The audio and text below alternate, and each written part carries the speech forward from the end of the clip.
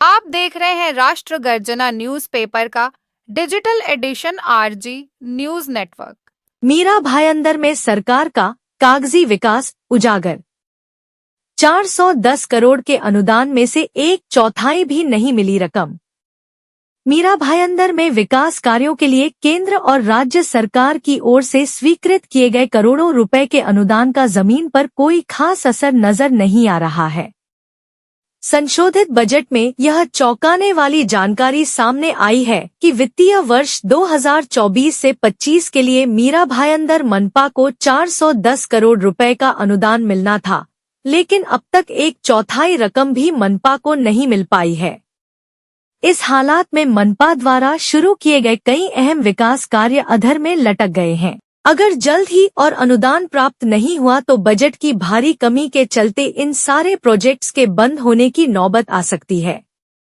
मनपा प्रशासन ने कई महत्वपूर्ण प्रोजेक्ट्स की रूपरेखा तैयार की थी, जिनमें बिजली से चलने वाली शवदाहिनी, विद्युत दाहिनी, नए तरणताल, स्विमिंग पूल, समाज भवन निर्माण, कचरे की processing unit, water supply system को मजबूत करना जैसे बड़े कार्य शामिल हैं।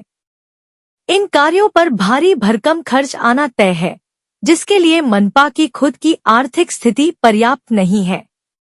इसी कारण से केंद्र और राज्य सरकार से अनुदान की मांग की गई थी और कागजों पर यह अनुदान मंजूर भी कर दिया गया था, लेकिन हकीकत में अब तक सिर्फ कुछ राशि ही मनपा के खाते में आई है। मनपा प्रोजेक्टों को पूरा करने में असमर्थ, जबकि कई प्रोजेक्ट शुरू करके अधर में लटक गए हैं। उनकी रफ्तार धीमी है। अगर समय पर बकाया अनुदान राशि नहीं मिली तो मनपा के लिए इन प्रोजेक्ट्स को जारी रखना असंभव हो जाएगा। समय पर अनुदान नहीं मिलने की स्थिति में सभी विकास कार्यों पर असर पड़ सकता है। प्रशासन लगातार सरकार से अनुदान की मांग कर रहा है और प्रयास जारी है कि जल्द से जल्द पूरी राशि प्राप्त हो जाए। विकास को लगा झटका।